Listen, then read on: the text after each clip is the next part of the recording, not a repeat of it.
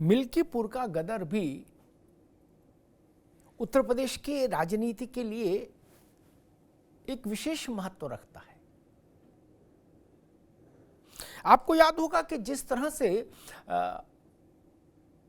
घोसी में विधानसभा का जो उपचुनाव था वो पूरे प्रदेश, पूरे देश में उसके परिणाम का एक संदेश गया था।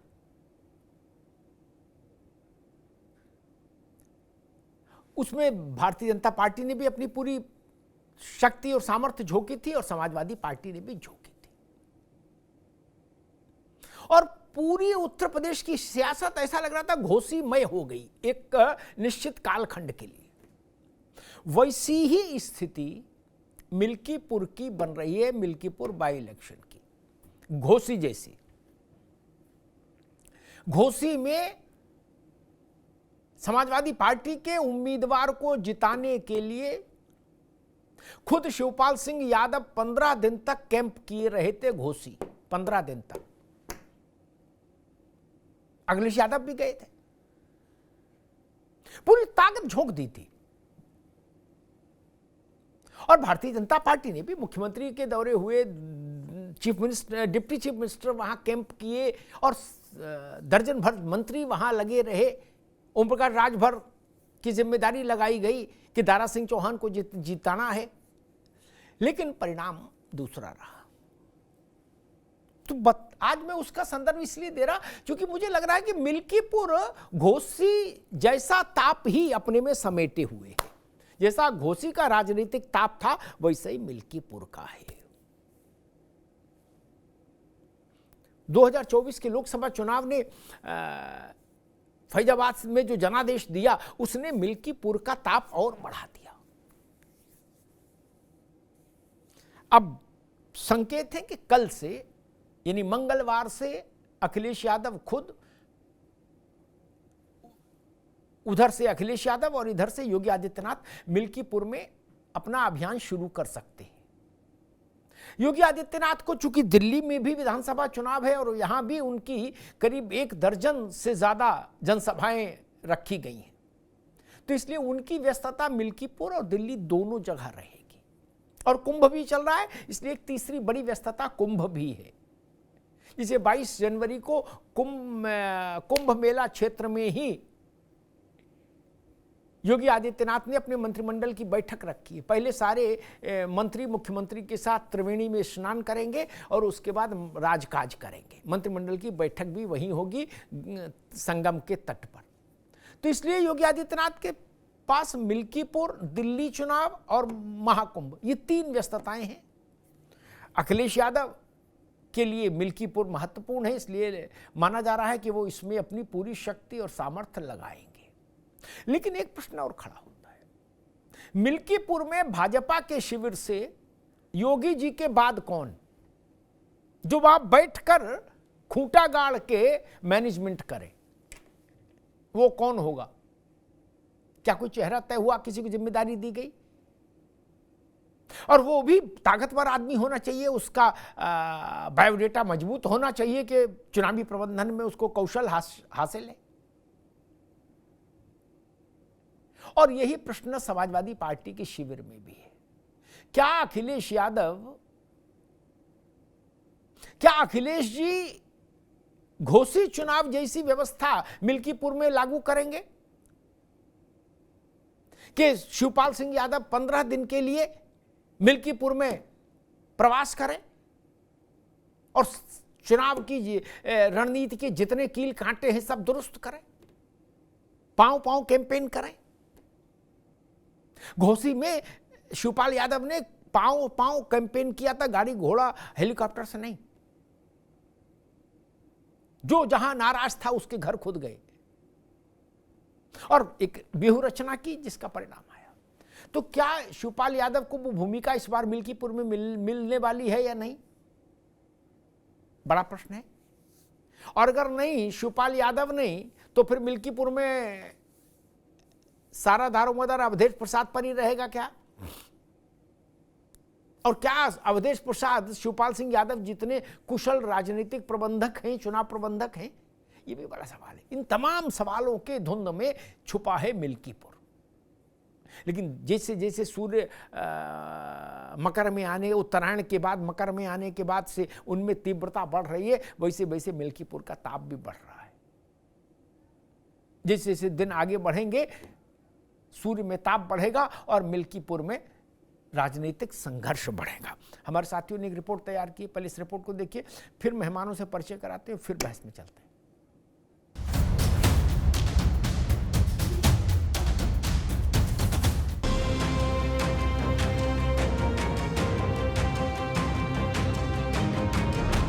जिस तरह से अभी जो उपचुनाव हुए हैं उसमें भारतीय जनता पार्टी सरकार ने नंगा नाच करके और लोकतंत्र का हत्या की है।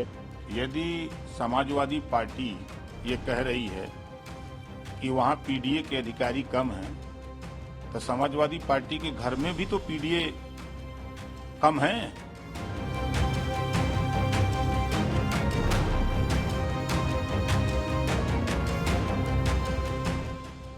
मिल्कीपुर के महासंग्राम में वैसे तो तमाम मुद्दे और समीकरण हैं, लेकिन इस उपचुनाव में असली चुनौती अब चेहरों पर आकर टिक गई है। सभी दलों ने जहां पासवी उम्मीदवारों को उतारकर इस रण को और ज्यादा रोचक बना दिया है, तो वहीं दूसरी ओर इस घमासान में अब सीएम योगी और अखिलेश यादव का भी आमना सामना होने वाला है, क्योंकि एक दो दिन में दोनों की जनसभाएं मिल्कीपुर के मैदानों में जोर शोर से सुनाई देंगी। समाजवादी पार्टी ने भले ही अपने 40 प्रचारकों की लिस्ट जारी कर दी है, लेकिन सभी की नजरें सीएम योगी और अखिलेश यादव पर जमी है। इस बीच एक सवाल ये भी शोर कर रहा है कि अखिलेश यादव के बाद क्या शिवपाल यादव मिल्कीपुर में घोसी की तरह चुनाव की कमान संभालेंगे? क्या घोसी चुनाव की तरह मिल्कीपुर में कैंपेन करेंगे? क्योंकि अगर ऐसा हुआ तो समाजवादी पार्टी की ओर से बीजेपी को कड़ी चुनौती मिल सकती है। कुल मिलाकर देखना यही है कि मिल्कीपुर में सपाई खेमे से अखिलेश यादव के बाद कौन सा चेहरा चुनावी चुनौती का सेनापति बनेगा। सपा सांसद अवधेश प्रसाद के बेटे अजीत प्रसाद यहां से चुनावी दंगल में है। इस चुनाव में हमें पूरी तरह से उम्मीद है कि जिस तरह से अभी जो उपचुनाव हुए हैं उसमें भारतीय जनता पार्टी की सरकार ने नंगा नाच करके और लोकतंत्र का हत्या की है। इसमें पूरी तरह से हमारे अधिकारी बचने का काम करेंगे और हमारे जो स्टार प्रचारक पार्टी की तरफ से आ रहे हैं वो पार्टी के नेता हैं, कार्यकर्ता हैं और उनके आने से हमारे जो मतदाता हैं उनका मनोबल ठीक रहेगा। मैं इतना ही कहना चाहूंगा कि वहाँ कांग्रेस का पूरा समर्थन है इंडिया गठबंधन को, और पूरी ताकत के साथ हम लोग वहाँ पे उनके साथ खड़े हैं, इंडिया गठबंधन के साथ, और निश्चित तौर से मजबूती के साथ जो वहाँ लड़ाई हो रही है। मैं ये तो भारतीय जनता पार्टी के लोगों का काम ही है कि वो पूरी तरीके से सरकारी तंत्र का दुरुपयोग करके चुनाव जीतने का काम कर रहे हैं। मैं समझता हूँ कि वहाँ की जनता इस बार इनको निश्चित भारतीय जनता पार्टी को सबक सिखाएगी। वहीं बात करें बीजेपी की, तो बीजेपी के लिए मिल्कीपुर का चुनाव अयोध्या चुनाव के बाद बड़ी अग्नि परीक्षा है। यहाँ सीएम योगी खुद माइक्रो मैनेजमेंट में जुटे हैं, लेकिन कुंभ और दिल्ली चुनाव में सीएम योगी की व्यस्तता के बीच यहाँ भी सवाल ये है कि बीजेपी खेमे से मिल्कीपुर में सीएम योगी की भरपाई कौन करेगा। दरअसल दिल्ली के चुनाव में भी सीएम योगी की दर्जनों सभाएं हैं। ऐसे में दिल्ली चुनाव के साथ ही मिल्कीपुर उपचुनाव की कमान अपने हाथ में रखना सीएम योगी के लिए भी बड़ी परेशानी का सबब होगा। ऐसे में यहाँ भी देखना होगा कि सीएम योगी के बाद बीजेपी खेमे से मिल्कीपुर में कौन कमान संभालेगा। हालांकि बीजेपी की तरफ से पहले ही मंत्रियों की एक टीम मैदान में उतरी हुई है। कमल का फूल निश्चित रूप से खिलेगा और अब की बार रिकॉर्ड मतों से जो है वो मिल्कीपुर में पिछले एक साल से यहाँ पर भ्रमण कर रहा हूँ और देख रहा हूँ कि समाजवादी पार्टी ने कैसे इस क्षेत्र को उजाड़ दिया था। इस एक साल में हम लोगों ने प्रयास करके इसको हरा भरा और अच्छा बनाने की कोशिश व्यवस्था बनाई है। यदि समाजवादी पार्टी ये कह रही है कि वहाँ पीडीए के अधिकारी कम हैं, तो समाजवादी पार्टी के घर में भी तो पीडीए कम हैं। ऐसा क्यों? अधिकारी कोई नया नियुक्त होकर के नहीं वहां भेजा जा रहा है। वो समाजवादी पार्टी, कांग्रेस, बसपा के सरकारों में जो नियुक्ति पाए हैं अधिकारी कर्मचारी वही लोग हैं, उन्हीं लोगों को वहां लगाया गया है। अगर उनको दर्द है, पीड़ा है, ये तो हताशा और निराशा है, वो चुनाव हार रहे हैं इस नाते बोल रहे हैं। बहरहाल मिल्कीपुर के घमासान में जहां सीएम योगी और अखिलेश यादव का कड़ा इम्तिहान है, तो वहीं सपा बीजेपी के लिए दलित पिछड़ों के अलावा अगड़े वोटों को साधना भी एक बड़ी चुनौती है, क्योंकि पासी बनाम पासी उम्मीदवार की लड़ाई में बाकी वोटरों को साधना भी बहुत अहम है। ऐसे में सवाल यही है कि इस दंगल में सीएम योगी और अखिलेश यादव के बाद दोनों खेमों से दूसरा अहम चेहरा कौन होगा। सवाल तो ये भी है कि क्या मिल्कीपुर का गदर 2027 के चुनाव में पिक्चर का ट्रेलर होगा। क्या 27 का ट्रेलर होगा मिल्कीपुर? ये बात हम लोगों ने तब भी कही थी जब 9 उपचुनाव हुए थे। तो इसलिए अकेले मिल्कीपुर तो ट्रेलर नहीं होगा, वो मिल्कीपुर और वो 9 उपचुनाव मिला के एक बात समझी जा सकती है कि 27 में क्या रुख रह सकता है, इसका संकेत मिल सकता है। इस नाते इस अर्थ में ट्रेलर कहा जा सकता है। मेहमानों साहब का परिचय करा दें। ओपी सिंह साहब हैं, प्रवक्ता भारतीय जनता पार्टी के, ओपी सिंह जी का स्वागत है। अशोक यादव जी हैं, प्रवक्ता समाजवादी पार्टी के, अशोक जी का स्वागत है। संजय राणा जी हैं, राजनीतिक विश्लेषक, संजय जी का स्वागत है। नावेद शिकोह जी हैं, वरिष्ठ पत्रकार, नावेद जी का स्वागत है। नावेद शिकोह, आपसे बात शुरू करूंगा। मेरे ख्याल से 1-2 दिन में मुख्यमंत्री और अखिलेश यादव जी दोनों की जनसभाएं वहां शुरू हो जाएंगी मिल्कीपुर में। आज वो भी अपने पारिवारिक काम से निवृत्त हो जाएंगे, हो गए अखिलेश जी भी, जो उनके यहाँ उनके चाचा का देहावसान हुआ था। और लेकिन एक मेरे मन में एक सवाल है जो मैंने इसमें भी दिखाया, इस पैकेज में भी। घोसी से मिल्कीपुर की तुलना अगर करके देखें, चूंकि महत्व दोनों वैसा ही है, मिल्कीपुर का भी जैसा घोसी का था। घोसी में 15 दिन शिवपाल यादव वहां कैंप किए थे, घर घर, गली गली, मोहल्ला मोहल्ला खुद गए थे, पांव पांव। मिल्कीपुर में क्या सारा दारोमदार अवधेश प्रसाद पर ही छोड़ दिया जाएगा? एक। और दूसरा प्रश्न ये कि योगी जी के बाद भाजपा की शिविर से ऐसा कौन हो सकता है जिसको हम ये कहें कि ये इलेक्शन इंचार्ज होंगे, ये इलेक्शन मैनेजमेंट को वहां देखेंगे? क्योंकि सब लोग आए, मंच पर आए, बात की, अपना चले गए, वो एक ढंग का, दूसरे ढंग का कैंपेन होता है। और एक होता है इलेक्शन मैनेजमेंट, जो वहां टिक के करना होता है किसी बड़े चेहरे को। नावेशी को जी देखिए, इलेक्शन मैनेजमेंट में भारतीय जनता पार्टी का कोई सानी नहीं है, ये तो विपक्ष भी स्वीकार करता है। और इस बात पे कोई शक नहीं है कि मिल्कीपुर में भारतीय जनता पार्टी बहुत बारीकी से, बहुत महीन तरीके से ग्राउंड पे काम कर रही है। और कुछ काम नजर नहीं आ रहा है, लेकिन कुछ बिना नजर आए हुए भी काम हो रहा है, इस बात का लोगों को अंदाजा है। दूसरी बात, ये चुनाव बड़ा दिलचस्प है। ये एनडीए और इंडिया का चुनाव कतई नहीं है, ये समाजवादी पार्टी और बीजेपी का भी चुनाव नहीं है। ये अखिलेश यादव और योगी आदित्यनाथ के चेहरे का भी चुनाव नहीं है, ये धर्म और जाति का चुनाव है। यहाँ भारतीय जनता पार्टी को, पिछड़ों और दलितों को हिंदू करना है, उनके अंदर हिंदुत्व की भावना पैदा करना है, उनको अंदर राम भक्ति का असर कितना दिखाते हैं ये भी देखना है। कई पॉइंट ऐसे हैं जो भारतीय जनता पार्टी के लिए बड़े प्लस हैं और कई माइनस हैं। मुझे प्लस ये लगता है कि जाहिर सी बात है कि ये जिस तरीके से महाकुंभ चल रहा है, उससे हिंदुत्व की वे पूरे देश दुनिया में है। एक बहुत बड़ा आयोजन है, आध्यात्मिक और सांस्कृतिक अनुष्ठान है, जिससे पूरे देश दुनिया का सनातनी जुड़ रहा है भावनात्मक रूप से, एक क्राउड वैल्यू का। और अयोध्या उससे बहुत दूर नहीं है। दूसरा, अयोध्या में 1 वर्ष हो गया है, उसकी खुशी है, लोगों में भावनात्मक रूप से इस बात को उपलब्धि मानना, उसी बीच में ये चुनाव हो रहा है। तीसरी चीज ये कि जैसा कि उपचुनाव सरकार का होता है, उसका अपना तंत्र होता है, उसके पास पावर होता है, और वोटर भी ये सोचता है कि भाई ये उपचुनाव है, जिसकी सरकार है उसको वोट दो। ये सारी चीजें भारतीय जनता पार्टी के पक्ष में जाने के बाद भी 2-3 माइनस पॉइंट मुझे नजर आ रहे हैं। एक तो ये कि जो कैंडिडेट जिसको हम सब मान के चल रहे थे, उनको टिकट नहीं दिया गया।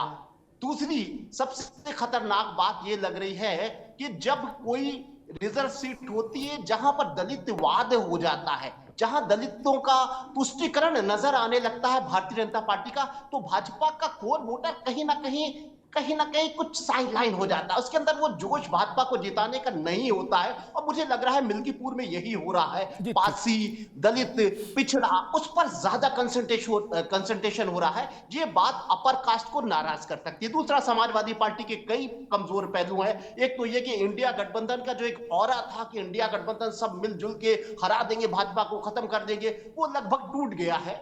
और वो सिंगल जो एक उम्मीदें थी इंडिया गठबंधन से भाजपा विरोधी वोटर में, वो उम्मीदें टूट गई हैं। दूसरी चीज ये कि तमाम उन पर आरोप लग चुके हैं। तीसरी चीज ये कि वो दलित है, ठीक है, अच्छी बात है, जीते, बड़ी उपलब्धि है, लेकिन उनकी परफॉर्मेंस क्या है? वो कितने सवाल उठाते हैं और कितना सवाल कनेक्ट होता है जनता और दलित समाज में? बहुत सारी इस तरह की चीजें हैं। इसलिए इस चुनाव के बारे में बड़ा अंधेरा और बड़ी धुंधली तस्वीर है। और मुझे लगता है ये बड़ा दिलचस्प ये मुकाबला है। और कहीं ना कहीं ये जाति और धर्म के बीच की लड़ाई है, जिसमें दलित समाज को कैसे प्रभावित। ठीक है नावेद बाबू, जैसे नाराज नहीं होता है, ये भाजपा का चैलेंज। जैसे आकाश से कोहरा हटता जाएगा, वैसे वैसे मिल्कीपुर से भी धुंध हटती जाएगी, सब साफ नजर आएगा। थोड़ा सूर्य में ताप आने दीजिए।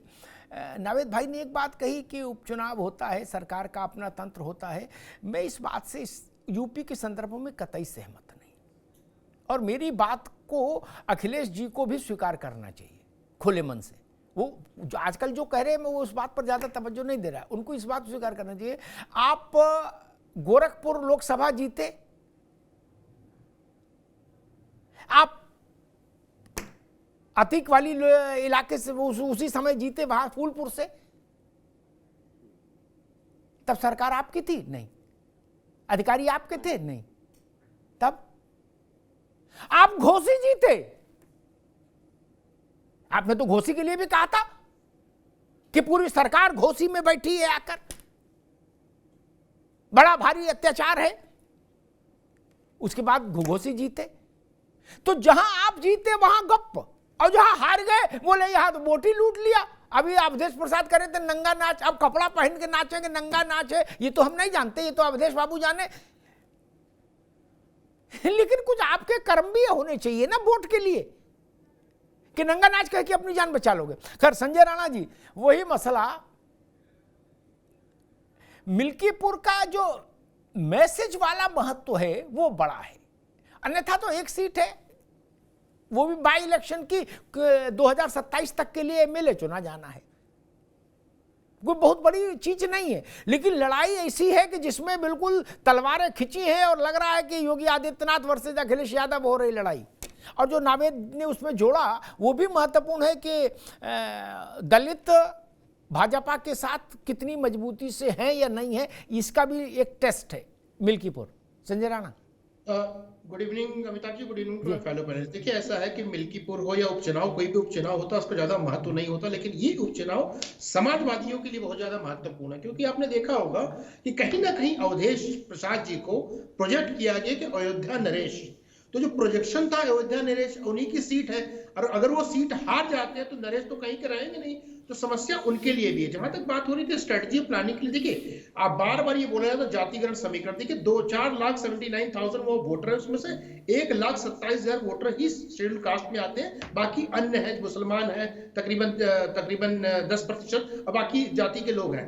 वो समीकरण नहीं रह गया कि सिर्फ जात के बल पर। देखिए जो लोकसभा का इलेक्शन अमिताभ जी हुआ था, वो कहीं ना कहीं सिगुफा था जिसको छोड़ा गया था कि अगर ये 400 पा जाएंगे तो संविधान को बदल देंगे। उस सिगुफा में ये सीट निकल गई थी, लेकिन जरूरी नहीं ये सीट सिगुफा में निकल जाए। और बाबा जो गोरखनाथ थे, जो पुराने कैंडिडेट 2022 में लड़े थे, उनकी भी कहीं ना कहीं एक इमेज थोड़ी सी उस समय डेंट थी, जिस समय चुनाव लड़ा जा रहा था, 2022 के संदर्भ में चर्चा कर रहा हूं, तो वो चीजें बदल चुकी हैं। नो डाउट, जैसे आप जानते हैं कि भारतीय जनता पार्टी का जो इलेक्शन मैनेजमेंट उसको बहुत सही तरीके से उतार रहा है। और जहां तक बात हो रही थी कि ये हिंदू मुस्लिम या धार्मिक चीजों के, मुझे नहीं लगता है धार्मिक चीजें, सबको अच्छी तरह पता चल गया है कि जो समाजवादी किस लाइन पे चल रही है और भारतीय जनता पार्टी किस लाइन पे चल रही है। जो कहीं ना कहीं जो दलित वोट था, जो छटका था, किसी कारणवश छटका था, वो वापस आने की बीजेपी उसको जोड़ने की कोशिश करेगी। नंबर 1। नंबर 2, ये बहुत महत्वपूर्ण हो जाता है कि जो 2022 का इलेक्शन हो या 2024 का इलेक्शन में जो अवधेश प्रसाद जी की जो कार्य प्रणाली है, उन्होंने कैसे काम किया है और जनता की सेवा कैसे की है, इसकी परीक्षा बहुत बड़ी होने वाली है कि इस पे जनता वोट करेगी। क्या ये नरेश वाकई नरेश बनने लायक है जो कहा जा रहा है, या प्रोजेक्ट किया जा रहा है, या ऐसे ही शिगुफा है, या एक चेहरा बना के, मोहरा बना के इसको रखा गया। तो इनकी बातों से आपने देखा होगा, अवधेश जी की बातों से कहीं ना कहीं दिख रहा है कि इनके हाथ से कुछ चीजें निकलती जा रही हैं। लेकिन हाँ, इसको लिटमस टेस्ट ना बोला जाए, इसको 27 से भी ना जोड़ा जाए, क्योंकि 27 का वो नहीं है। लेकिन हाँ, हर चुनाव, हर इलेक्शन भारतीय जनता पार्टी पुरजोर तरीके से लड़ती, मुझे ऐसा लगता है। और ये अखिलेश यादव जी भी पुरजोर तरीके से लड़ते हैं, अगर ये अवधेश प्रसाद को नरेश ने साबित की हो। ठीक है संजय राणा। अशोक यादव के पास चलूंगा। भैया अशोक जी, एक छोटा सा प्रश्न है, मासूम। अगर मिल्कीपुर आप जीते तो जीत अखिलेश यादव और समाजवादी पार्टी की होगी कि अवधेश प्रसाद की होगी? क्योंकि मेरी नजर में अवधेश प्रसाद चुनाव लड़ रहे हैं। क्या व्यवहारिक तौर पर, तकनीकी तौर पर बेटा लड़ रहा, पर्चा बेटा के नाम से भरा, लेकिन चुनाव अवधेश लड़ रहे हैं। और अगर पराजित हुए तो पराजय समाजवादी पार्टी की होगी, साइकिल की होगी, अखिलेश जी की होगी, या अवधेश प्रसाद की होगी? बोले भाई जो किया, जो बोया सो काटो, पार्टी क्या करे? अशोक जी नहीं जी, चूंकि वो आपके पोस्टर बॉय हो गए अवधेश बाबू। अमिताभ जी, इस सवाल का जवाब हमारे राष्ट्रीय अध्यक्ष जी ने अभी 2 दिन पहले ही दिया था। उन्होंने कहा कि वहां पे पीडीए परिवार का एक सदस्य लड़ रहा है और उस समाजवादी परिवार और पीडीए परिवार का एक सदस्य लड़ रहा है। तो जीत भी होगी समाजवादी और पीडीए परिवार की होगी, हार भी होगी तो समाजवादी और पीडीए परिवार की होगी। इसमें कहीं से हम लोग एक अशोक भैया 30 सेकंड लूंगा, अशोक भाई 30 सेकंड लूंगा। फिर हमने तो आपकी मदद करने की कोशिश की, और जरूरी नहीं कि राष्ट्रीय अध्यक्ष जी को सब चीज हर वक्त याद रहे। वहां तीनों पीडीए वाले लड़ रहे हो, अरविंद केजरीवाल के शब्दों में कट्टर पीडीए वाले लड़ रहे हैं, डबल डोज पीडीए वाले। तब क्या करोगे? आप अकेले पीडीए का झंडा लेके चल रहे हो, वहां चंद्रशेखर तक पीडीए चल रहे हैं। और एक पीडीए छोड़ो, पीडीए तो बड़ा तंबू है, वो तो माइक्रो मैनेजमेंट, जात भी एक मिला दे, जात से जात मिलाते चलो, मिल्कीपुर लड़ाते चलो। क्या इनका पासी, उनका पासी, उनका भी पासी। अशोक जी, तब ये तो बातें खारिज हो गई कि पीडीए परिवार के लड़ रहा। ये बोलो पासी परिवार के 3 नौजवान लड़ रहे हैं। अमिताभ जी, मैंने 2 बातें बोली थी। मैंने कहा पीडीए परिवार का और समाजवादी पार्टी का, दोनों बातें मैंने एक साथ क्लब करके बोली थी। मैंने अलग अलग नहीं किया था दोनों को। खैर वो बात तो अपनी जगह है। देखिए वहां पे जो स्थिति है मिल्कीपुर में, एक मैं अभी देख रहा था, दीवार फिल्म आई थी 1975 में, उसमें एक डायलॉग था विजय का कि मेरे पास पैसा है, बंगला है, गाड़ी है और नौकरशाह हैं, हम शाह अपने से जोड़ते रहे, क्या है तुम्हारे पास? तो रवि जो ईमानदार अधिकारी रहता है वो कहता मेरे पास माँ है। तो यहाँ पे तो हमारे पास जनता है, हमारे पास न तो एडमिनिस्ट्रेशन है, न तो अपरंपार पैसा है, न तो पुलिस का पिस्टल है, न तो पुलिस है, हमारे पास तो कुछ नहीं है। हमारे पास हम लोग निहत्थे हैं, हम लोग जनता। अच्छा, अब निहत्थे कैसे हो गए भैया? जो आपके पास लाइसेंसी है वो कहाँ गई? आशीर्वाद से हम लोग जीतेंगे। अच्छा, जो लाइसेंसी असला वो कहाँ गया? निहत्थे कैसे हो गए महाराज? ऐसा ना बोलो, आप तो पूरे बेइज्जती कर दोगे पार्टी की। हमसे अच्छा भैया, हम तो इटावस जान रहे, निहत्थे कैसे हो जाएंगे? सबकी गोट में है, देसी हो विदेशी हो, कोई हो। देखिए अमिताभ जी, वो देसी विदेशी हमारे माता बाबा जब आए थे वहां से सर्वे करके संभल से, तो देसी विदेशी सब बता दिए थे। वो सब प्रकरण छोड़ दीजिए उसको कि देसी विदेशी कहाँ कहाँ जमा होता है, मालखाने में कहाँ इस्तेमाल होता है, उन्होंने सब बता दिए नेता प्रतिपक्ष हमारे। खैर देखिए मिल्कीपुर की स्थिति सब कुछ के बाद भी, जो मैंने कहा कि समाजवादी पार्टी के सामने क्या क्या चीजें हैं, इसके बावजूद भी आपने घोसी का सवाल खड़ा किया था। घोसी में इतने सबके बाद भी, मैं तो आजमगढ़ का रहने वाला, मैं देख रहा था अपने यहाँ होटल कोई नहीं बचा था जहाँ पे डिप्टी सीएम और दोनों डिप्टी सीएम, सारे पुलिस के अधिकारी, सारे प्रशासन के लोग, कौन बचा था जो नहीं आया था? कोई नहीं बचा था। लेकिन और पियरका चाचा भी थे, सब लोग लगे थे भाई। लेकिन उसके बाद भी लगभग 42,795 वोटों से सुधाकर सिंह जीते। अगर इतना सब लफड़ा नहीं हुआ होता तो 1,42,000 से जीतते हो।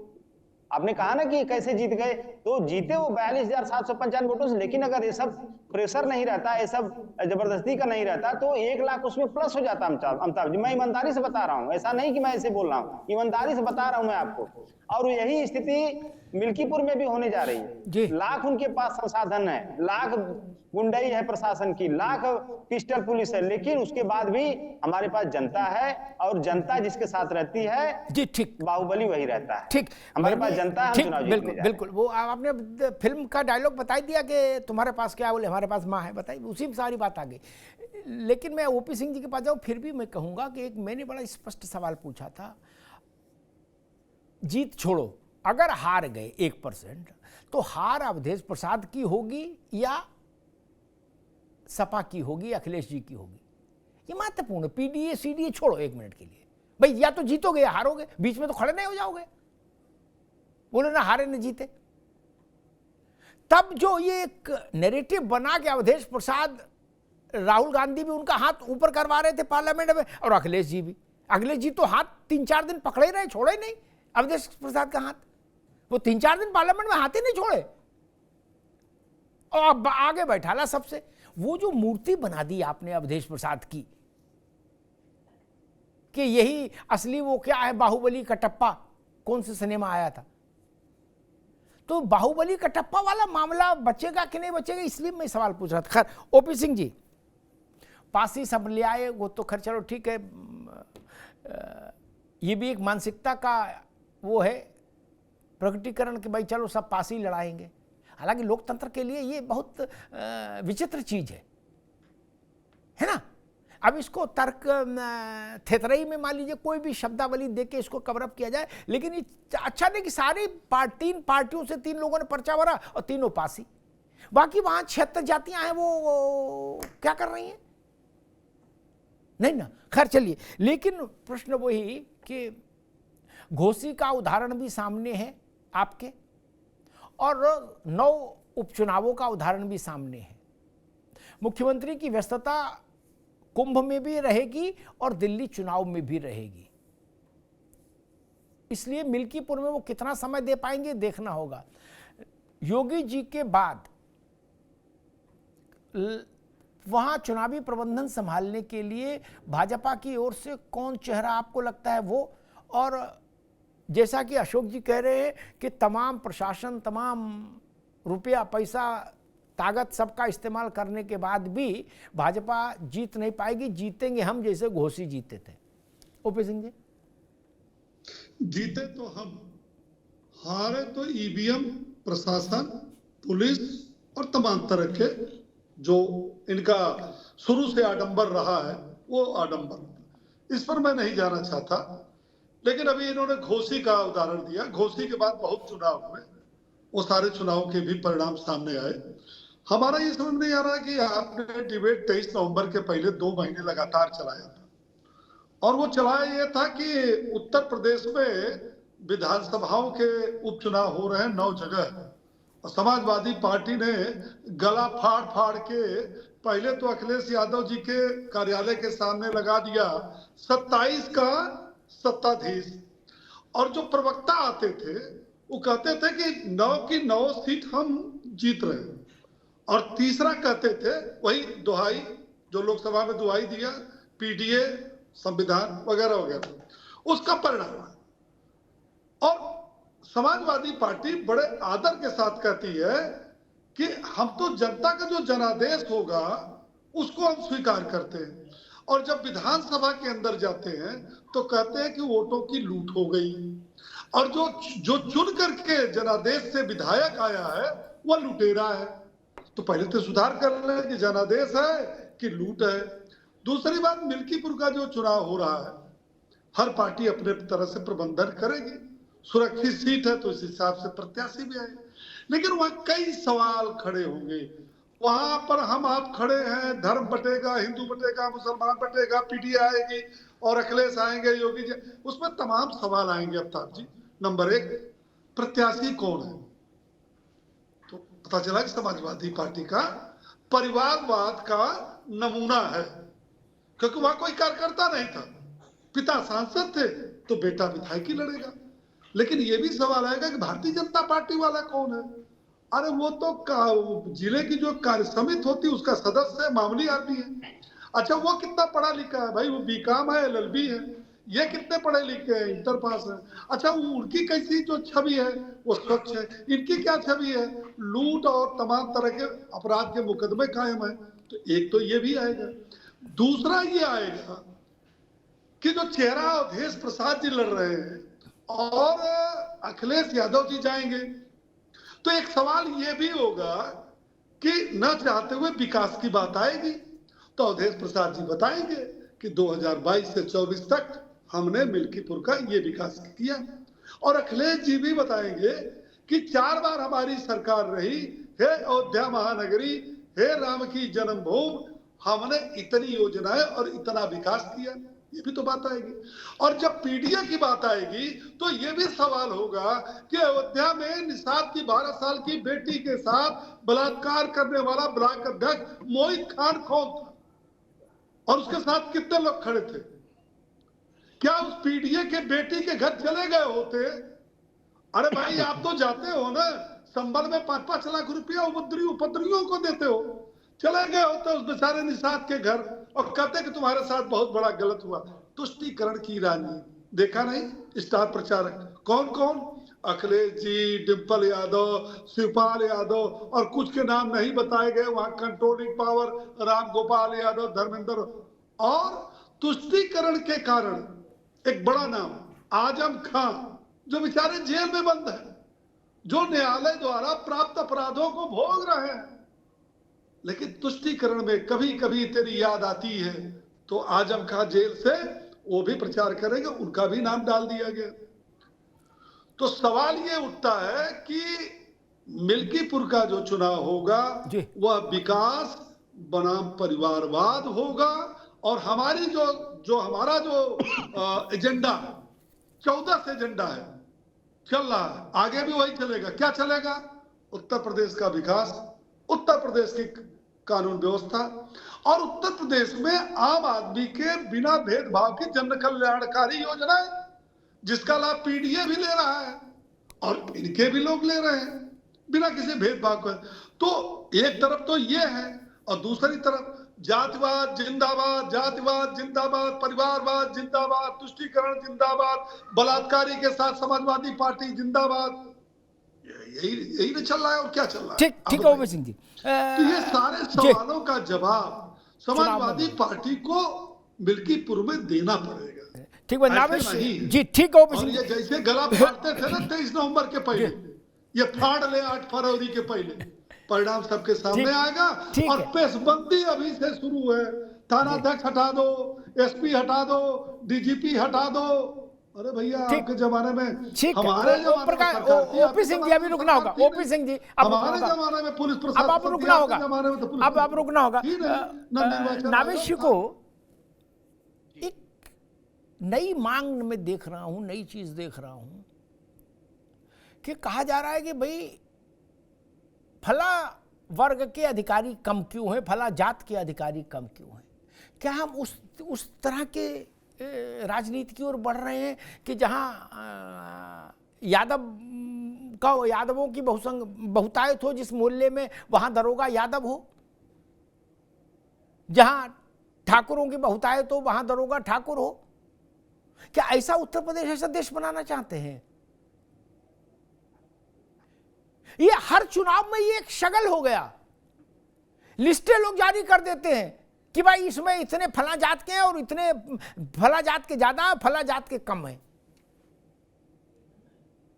तब तो फिर पोस्टिंग में सबसे पहले यही एक आधार कर दिया जाए कि भाई तराजू लेके बैठो, बोले यादव कितने हो गए, बोले ठीक, बोले कोरी कितना हुआ, बोले 2 कोरी और डालो इसमें। क्या? बोले जाटव 6 लाओ, बोले नहीं है, बोले कहीं से लाओ, रखो, देना है। क्या ऐसे समाज की ओर बढ़ना चाहते हैं हम? देखिए पॉलिटिकल पॉइंट है और ये मुझे लगता है कि ये अपने वोटर्स को, अपने समाज को, अपने पीडीए को संदेश देना चाहते हैं कि जब तक ये सरकार रहेगी हमारे समाज को सम्मान और पोस्टिंग नहीं मिलेगी। ये बीजेपी भी करती रही है, उसने भी कई बार लिस्ट जारी की जब सत्ता में समाजवादी पार्टी रही कि सब यादव भरे पड़े हैं। खैर ये पॉलिटिकल इशू है। मैं सिंह साहब ने एक बड़ा सवाल उठाया, मैं समझता हूँ ये सवाल उठ रहा है लेकिन उतनी गंभीरता से नहीं उठ रहा। ये वाकई इसको चुनाव आयोग को संज्ञान में लेना चाहिए कि जो व्यक्ति जेल में बंद है, बाकायदा सजा याफ्ता है, उसका नाम प्रचारक, चुनाव प्रचारक में आप जनता को दिग्भ्रमित कैसे कर रहे हैं? कुछ तो पारदर्शिता होना चाहिए। ये मुझे लगता है गंभीर विषय है और चुनाव आयोग को इसको संज्ञान में लेना पड़ेगा। दूसरा विषय जो मैंने पिछले अपने बात रखी थी कि दोनों दलों की कुछ कुछ कमजोरियां हैं, उसमें मैं भाजपा की एक कमजोरी को गिनाना चाहूंगा कि भाजपा की एक कमजोरी मुझे जो लगती है, दरअसल अयोध्या जब भाजपा हारी तो मुझे भी बड़ा ताजुब हुआ, बहुत सारे लोगों को ताजुब हुआ। हमें भी लगता था कि भाजपा अयोध्या तो नहीं हारेगी। मैंने वहां के कई लोगों से बातचीत की और मालूम करने की कोशिश, उन्होंने कहा कि नहीं, राम मंदिर पे हम सब पूरा अयोध्या वासी बहुत खुश था, भाजपा को शाबाशी देना चाहता था और हम वाकई बहुत ही हमारी पीढ़ियां जो है वो इस इंतजार में थी कि राम मंदिर बन जाए। लेकिन एक चीज से वहां नाराजगी रही है और वो नाराजगी मुझे लगता है कि जाति, धर्म, पंडित, ब्राह्मण, मुसलमान सबको छोड़ दीजिए कि वो ऐसे लड़ेंगे, वो लाठी चला देंगे, वो पुलिस कर देंगे। लेकिन एक नाराजगी मुझे उस ग्राउंड पे नजर आई जब लोकसभा हारी थी। लोगों ने बताया वाकईदा व्यक्तिगत तौर पे कि एक आभा मंडल बहुत तेजी से तैयार हुआ कि अयोध्या स्वर्ग बन गया, अयोध्या ऐसा स्वर्ग बन गया। मंदिर बना, बहुत अच्छी बात है, भव्य मंदिर बना, सब में बड़ी खुशी है, लेकिन पूरे अयोध्या वासी जो है उनको नौकरियां मिल गई, रोजगार मिल गया, करोड़पति हो गए, ताज होटल बन गया, हाईटेक हो गया, इतना ज्यादा आभा मंडल हुआ। और वहां के लोग कह रहे हैं यार हमारा तो कुछ हो ही नहीं, हमारी तो बहुत सारी चीजें उजड़ गई। ये बात सही है, रिनोवेट हुआ, एक नए तरीका का अयोध्या सरकार ने बनाया। एक झोपड़ी को तोड़ के जैसे महल बना दिया गया हो, लेकिन जब झोपड़ी तोड़ी जाती है तो चिड़िया का झोंझ भी टूट जाता है। एक कोई ठीक है नावेद भाई, मैं समझ गया आपका। ठीक, जी जी, एक नुकसान मुझे लगता है कि अगर ये वहां के वासियों में ठीक फिर से रिफ्लेक्ट करेगा। जी ठीक है नावेद भाई, जो बात नावेद शिकोह ने कही वो बड़े संदर्भ की बात है, इसलिए उस पर एक टिप्पणी मैं जरूर करूंगा, फिर संजय राणा जी के पास जाऊंगा। अयोध्या वास्तव में स्वर्ग नहीं तो स्वर्ग जैसा हो गया। कोई मुझसे इस पर 1 घंटा, 2 घंटा, 3 घंटा बहस करना करे तो मैं उसके लिए तत्पर हूं। हनुमानगढ़ी के अगल बगल जो लोग प्रसाद बेचते थे वो 5 किलो देसी घी का लड्डू दिन भर में नहीं बेच पाते थे नावेद शिकोह, है ना। अब कह रहे हैं, अभी मैं गया था अयोध्या, अब कह रहे भैया 1.5 कुंटल, 2 कुंटल, 2.5 कुंटल पूरा नहीं कर पाते हैं, वो पैसा नहीं आ रहा, वो बर्बादी है। 10,000 रुपया में कच्चा बीघा साल भर के लिए लीज पर रेंट आउट करता था किसान, फूल के लिए, फूल की खेती करते थे लोग वहां, ठीक। अब 2 लाख में नहीं मिल रहा, ये पैसा नहीं बढ़ा। 1,500 रुपया रोज से लेकर 3,000 रुपया रोज तक माथे पर स्टेंसिल से जय श्री राम लिखने वाला बच्चा कमा रहा है, ये पैसा नहीं बढ़ा। रामलला की छोटी प्रतिमा जो बेच रहा है वो भी 2-4 हजार रुपया शाम को डाल के ले जा रहा है, ये पैसा नहीं बढ़ा। 1,000 से ज्यादा 10,000, 2,000 ई रिक्शा चल रहे हैं, वो पैसा नहीं बढ़ा है मालिक। और जो होटल वहां आए, ये विषय बहुत बार मैं कह चुका है, लेकिन फिर भी जो होटल वहां आए वो अपने साथ जापान और हांगकांग से लड़के नहीं लाए, वो अयोध्या के हैं सब नावेद भाई। जो पहले चुनई खा के यत्र तत्र सर्वत्र पीक मार रहे थे क्या, और खाली खलियर थे, वो सफेद शर्ट काली पैंट पहन के टाई बांध के रामायण होटल में काम कर रहे हैं। 15,000 रुपया, 20,000 रुपया महीना पर। ये तो मैं आंखों से देख के आया, योगी जी क्या कह रहे हैं योगी जी जाने, मैं आंखों से देख के आया सो बता रहा हूं। तब ये दुष्प्रचार था। और ये कैसे संभव है कि जो अयोध्या आजादी के बाद से अब तक लगातार उपेक्षित रखी गई, हमने तो आंखों से देखा, इसलिए हम तो कभी किताब पर भरोसा नहीं करते। हम अयोध्या तो जा रहे हैं 88 से कवर करने। जो अयोध्या बिल्कुल गड्ढे में थी वो अचानक से नंदन कानन वन कैसे हो जाएगी? लेकिन ये एक नैरेटिव फैलाया गया, और ये बातें वही हैं जो लोग कहते हैं कि मंदिर बनने से क्या हो जाएगा। मंदिर बनने से बहुत कुछ हो गया अयोध्या में, लोगों की जेब में पैसा आने लगा। और एक आखिरी बात कह दूं, बहस डिरेल हो जाएगी, शायद आप लोगों की निगाह से गुजरा हो,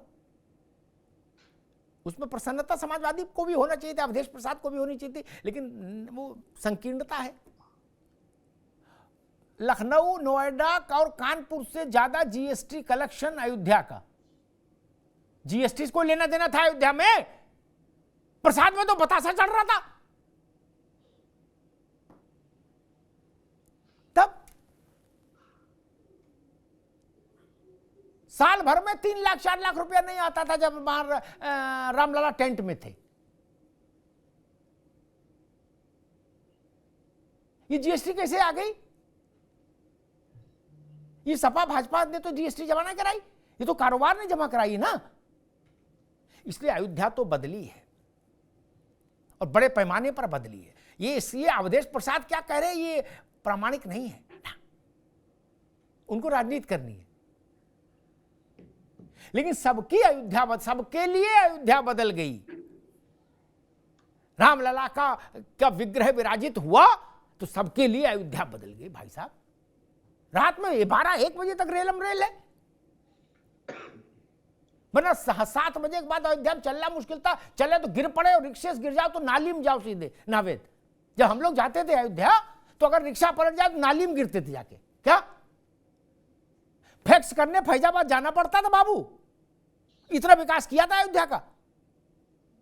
और रुकने वाला होटल नहीं था अयोध्या में, इतना विकास इसी हिंदुस्तान की सरकारों ने किया था ना, नेहरू जी से लेके तब तक की। इसलिए मैंने कहा अयोध्या का विषय अलग है, ये चुनाव अलग है। संजय राणा, खैर हम मिल्कीपुर पर आते हैं। आपकी नज़र में बीजेपी का प्लस पॉइंट क्या है और माइनस पॉइंट क्या है, और आपकी नज़र में समाजवादी पार्टी का प्लस पॉइंट क्या है और माइनस पॉइंट क्या है मिल्कीपुर में? अमिताभ जी, आपके मुख्य प्रश्न पे आऊं, मैं सिर्फ 10 सेकंड लूंगा क्योंकि अयोध्या की चर्चा हुई। मैं 10 सेकंड में अपनी वाणी को विराम दे दूंगा। अयोध्या के परिप्रेक्ष्य में जिस दिन अयोध्या जी का प्राण प्रतिष्ठा हुई थी, 1 लाख करोड़ का बिजनेस हुआ था, और पिछले 1 साल में 7 करोड़ लोग गए हैं, जो 47 से लेकर के अभी तक 7 करोड़ लोग कभी विजिट नहीं किए होंगे अयोध्या में। तो अयोध्या पे ऐसे प्रश्न उठाए, कैलकुलेशन लेके बैठे, कैलकुलेटर लेके बैठे, और सबका गणित भाई साहब ने बता दिया और भी बताया सकता है, लेकिन मुद्दा वो नहीं है। आते मुख्य प्रश्न। देखिए, सबसे बड़ी समस्या है जातिगण समीकरण, जो अमिताभ जी मिल्कीपुर की। अगर मिल्कीपुर की जाति को देखेंगे, पासी तकरीबन 55,000 है, मुस्लिम 30 है, 55,000 यादव है। तकरीबन अगर सबको मिला दे 1,40,000 हो जाते हैं। दूसरे पक्ष में जाते हैं ब्राह्मण 60,000 है, 25,000 राजपूत है, कोरी 20,000 है, और चौरसिया जो बड़ी जाति में ये कह सकती है ज्यादा वोटर है, चौरसिया तकरीबन 18,000। इनको अगर हम जोड़ देते हैं तो 2,23,000 हो जाते हैं। सबसे बड़ी समस्या इस समय भारतीय जनता पार्टी के लिए, अगर वो पासी वोट बैंक में सेंध कर लेती, क्योंकि देखिए मुस्लिम वोट में एक तरफा एंटी बीजेपी मान के चले, और बीजेपी वाले अगर सोच रहे हैं कि उनको वोट मिलने वाला है तो समझ लीजिए कि उन्होंने काला चश्मा पहन रखा है। ठीक है, तो अगर ब्राह्मणों को वोट पूरा मिल जाता, क्षत्रियों को मिल जाता, पासी और यादवों को अगर वोट काट लेते हैं तो समीकरण बदल सकता है। क्योंकि आज तक का जब से विधानसभा बनी है, तब अगर उसका इतिहास देखा जाए, 91 और 17 के बाद कभी भी भारतीय जनता पार्टी वहां पे जीती नहीं है, और 1969 में जनसंघ जीता था। तो उसका कारण क्या? जातिगण समीकरण ही था। तो इस समीकरण को अगर धरातल पे समीकरण को संभाल लेते हैं, उसको सेंध को बचा लेते हैं, सेंधमारी को, अपने वोटरों को, और उनमें सेंधमारी कर लेते हैं, जो स्पेशली यादव वोट है, जो बहुत बड़ा जंग है 55,000, उसमें से अगर 10-15% मार लेते हैं और 20-25% इधर से मार लेते हैं, तो हमें नहीं लगता है विजयश्री भारतीय जनता पार्टी के हाथ में नहीं आनी चाहिए। बिल्कुल विजयश्री इनके हाथ में आ जाएगी। अगर इसको सेंध करने में यादव वोट स्पेशली और पासी वोट नहीं कर पाते हैं, तो ये जंग जो है बड़ा मुश्किल हो जाएगा भारतीय जनता पार्टी को जीतने के लिए। क्योंकि कहीं ना कहीं देखिए 2 ही वोटर है, मैं बार बार बोल रहा हूं, पासी आ सकते हैं या यादव आ सकते हैं, मुस्लिम नहीं आ सकता। और बाकी जाति जो ब्राह्मण है सबसे ज्यादा, उनको अपने पास इंटैक्ट करना पड़ेगा।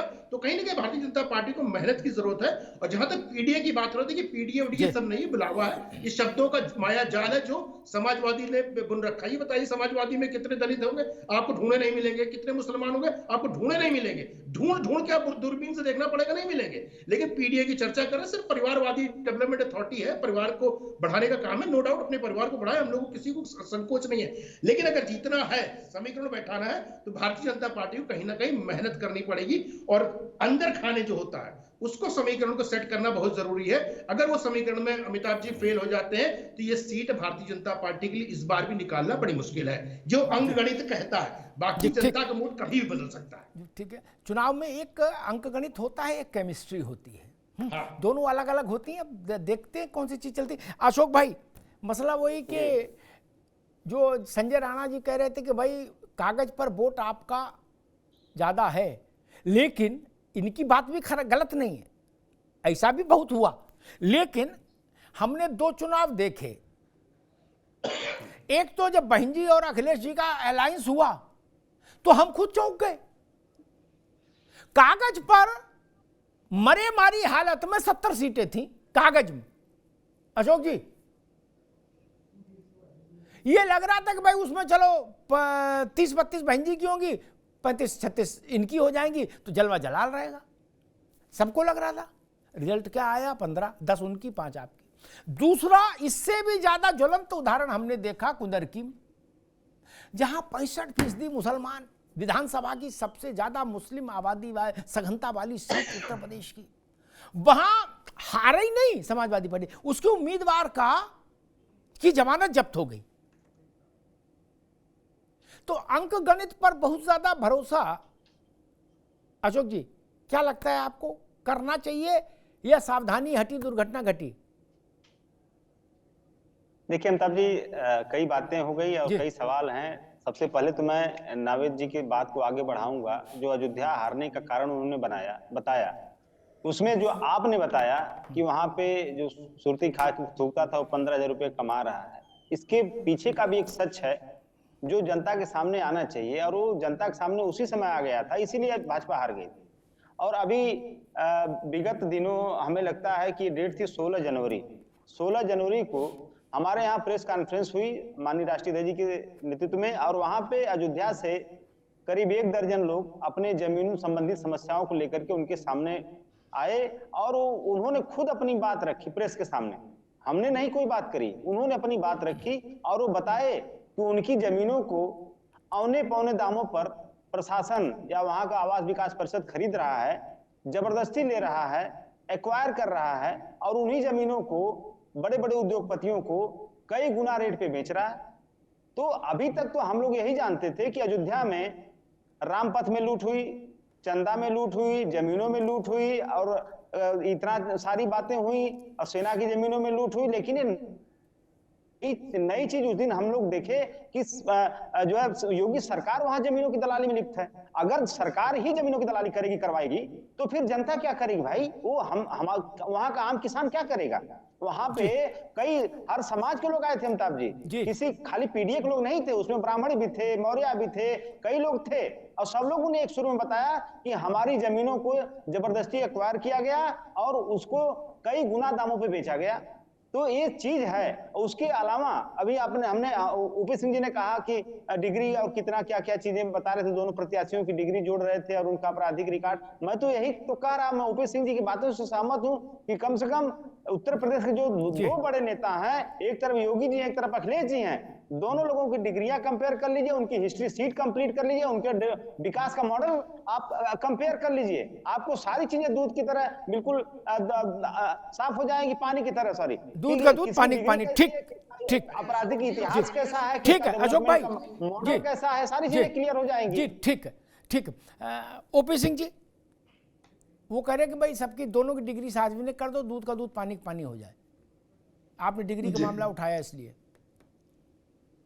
आप बिल्कुल सही कह रहे हैं, तुलना तो होनी चाहिए कि आखिर योगी जी मुख्यमंत्री पर किन परिस्थितियों में कैसे आए और अखिलेश यादव कैसे आए, दोनों की तो डिग्री तो यही देखी जाएगी ना कि एक मामूली सांसद, एक मामूली कार्यकर्ता उत्तर प्रदेश सरकार के 2-2 बार से मुख्यमंत्री ही नहीं है, दूसरी बार 37 साल के रिकॉर्ड को तोड़े। और एक ऐसा भी मुख्यमंत्री हुआ जो मुलायम सिंह का बेटा होने के नाते कोई राजनीतिक डिग्री नहीं है, कोई योग्यता नहीं है। योग्यता ये है कि वो मुलायम सिंह यादव जी के सुपुत्र हैं, जो विदेश से पढ़ाई करके आए थे, तो वंशवाद के वो है। दूसरी बात, उन्होंने मुख्यमंत्री बनने के बाद कैसे अपने पिता को अपमानित किया, मन से माइक छीना और उनको धक्का दिया, ये भी डिग्री देखनी चाहिए। दोनों बात होगी। एक डिग्री और भी आएगी अयोध्या के साथ कि योगी जी ने अयोध्या को अपनी आत्मा से, सनातन धर्म की जो है आत्मा और आस्था से जोड़ करके दुनिया के पलक पर लाए। और एक दूसरा मुख्यमंत्री है जिसके पिता ने वहां पर राम भक्तों पर गोली चला करके और आपने 60 लोगों की हत्या कर दी। और ये भी सवाल आएगी कि उसी बाबरी मस्जिद को गिरने के बाद गोली चलाने हमारी 3 सरकारें चली गई, हमने इसकी परवाह नहीं किया। हमने अयोध्या को अयोध्या इसलिए नहीं बनाया था कि हम सरकार में आएंगे, हम उसका राजनीतिक लाभ लेंगे। अयोध्या हमारी प्राण है, अयोध्या हमारी आत्मा है, अयोध्या इस भारत की संस्कृति है, सनातन धर्म की जो है वो प्राण। ठीक है ओपीसी जी, हमने नहीं किया था। चुप रहिए, आपको बोलने का कोई हक नहीं है। पहले आप चुप रहो। आप जो बोल रही है ना, राम भक्तों पर गोली चलाने वाले को ले जाकर के कुंभ में बैठा दिया, फिर सनातनियों को चिढ़ाने के लिए कि देखो यही मुलायम सिंह यादव है जो तुम लोगों के ऊपर गोली चलाया था, सनातन धर्म को कुचलने का प्रयास किया। अरे उनको ले गए हो गोलियां चलाने वाले तो 11 कलश पानी से, 11 घड़ा पानी के त्रिवेणी से कम से कम उनको स्नान करा देते। स्वामी उनको कम से कम आत्मा को शुद्धि तो जिस लोक में गए मैं नहीं जाता। ठीक है दोनों को रोकूंगा। ठीक है ओपी सिंह जी, अशोक जी दोनों को रोकूंगा, समय कम है, दोनों को। ठीक है ओपी सिंह जी आगे बात, अशोक जी आ गई। ठीक 300 करोड़ रुपया प्रति वर्ष कब्रिस्तान की, ठीक है ओपी सिंह जी, ठीक है जी, करने के लिए लगा। ठीक है ओपी भाई अभी रोकना होगा। ठीक है 2-3 बातें हैं जो मुझे लगता कहना चाहिए। एक ठीक है ओपी सिंह जी, एक तो विषय ये जो अशोक जी ने कहा वो सब लोग कहते हैं, लेकिन मेरे 35-36 साल का अपना पत्रकार के नाते जो अनुभव है, मैंने सरकारों को देखा, मुख्यमंत्रियों को देखा, प्रधानमंत्रियों को देखा, अधिकारियों को देखा, ठीक है ना। शायद पार्टी के नेताओं को उतना नजदीक से देखने का अवसर नहीं मिला होगा जितना एक पत्रकार के नाते मुझे मिला। अयोध्या में गोली चलाई जाए कि नहीं चलाई जाए इसका फैसला कोई बाबू नहीं ले सकता था अशोक जी। इस गलतफहमी जितनी जल्दी बाहर आ जाओ उतने अच्छा रहेगा, पुण्य मिलेगा। केवल और केवल उत्तर प्रदेश का मुख्यमंत्री कल्याण सिंह के समय गोली नहीं चलाई जाएगी कि फैसला कल्याण सिंह का, और मुलायम सिंह के समय गोली चलाई जाएगा कि फैसला मुलायम सिंह का, है ना। इसलिए इसमें घोर बाटा ना करो। फिर आप कहोगे हनुमानगढ़ी में वो दरोगा था रामलाल, वो जिम्मेदार है, ये सब मत करो भाई, साहस रखो ना। और सुनो, बताए दे रहे हैं हम, मैं उस उलझना नहीं चाहता था लेकिन अब याद आ गया तो बोलूंगा जरूर। नावेद बाबू आप भी सुन लो, क्योंकि ये बात हर वक्त होती है कि जिसने गोली चलवाई उसको भाजपा ने ट्रस्ट वालों ने उसको निर्माण समिति का चेयरमैन बना दिया। क्या बना दिया? लखनऊ में नावेद हैं इसलिए बता, इनको मैंने बीच में लिया, अशोक बाबू है ना। आप आजमगढ़ में भी लखनऊ में रहते हो और सक्रिय रहते। अपर्णा जब चुनाव लड़ी समाजवादी पार्टी की टिकट से तो नेताजी गए उनका कैंपेन करने। गूगल चेक कर लेना, मेरी स्मृति धोखा नहीं देती नावेद ना। बाद में हालांकि उससे अपर्णा बड़ी असहज हो गई, लेकिन नेताजी तो नेताजी थे, भयवृद्ध थे, वो तो जो बोला वही। उनने कहा कि मुसलमानों हमने तुम्हारे लिए अयोध्या में गोली चलवा दी, और 16 नहीं 60 मरते फिर भी गोली चलती। क्या? क्योंकि मस्जिद बचानी थी। क्रेडिट तो मुलायम सिंह जी ले रहे, आप उनसे क्रेडिट कैसे छीन सकते हैं? मुलायम सिंह जी से क्रेडिट कैसे छीन सकते हैं आप अशोक जी? वो मंच पर क्रेडिट ले चुके हैं कि हमने चलवाई गोली। यस हमने। आप किस बाबू को नाम ले रहे हो? अब कोई बाबू को मतलब रहा जब नेताजी जैसे बड़े कद के व्यक्ति ने खुद जिम्मेदारी ले ली कि मैंने चलवाई गोली? यह हमेशा के लिए विषय समाप्त हो जाना चाहिए। अब तथ्य मैंने रख दिए देश के सामने। और एक बात और कहूंगा, अयोध्या की जमीन का भी बड़ा स्यापा है, बड़ा स्यापा है। संजय राणा जी यहीं रहते हैं और हम तो 88 से यहीं हैं। जब नोएडा बनाया नरेंद्र तिवारी ने, नरेंद्र तिवारी बनाए थे नोएडा, उसके बहुत बाद में ग्रेटर नोएडा बना, तो यहां सब जमीनें किसानों से ली गई। नावेद बाबू, क्या जमीन पैदा नहीं हुई कि गुलाब जामुन और बर्फी घोट के कटोरी में रख दी, सुबह जमीन निकल आई? नहीं, ठीक। और सरकारों ने ली, और सरकारों ने लेने के बाद देश का कोई ऐसा कॉलोनाइजर नहीं जिसको नोएडा में जमीन नहीं मिली। दुनिया की कोई ऐसी बड़ी कंपनी नहीं जिसको जमीन नहीं मिली।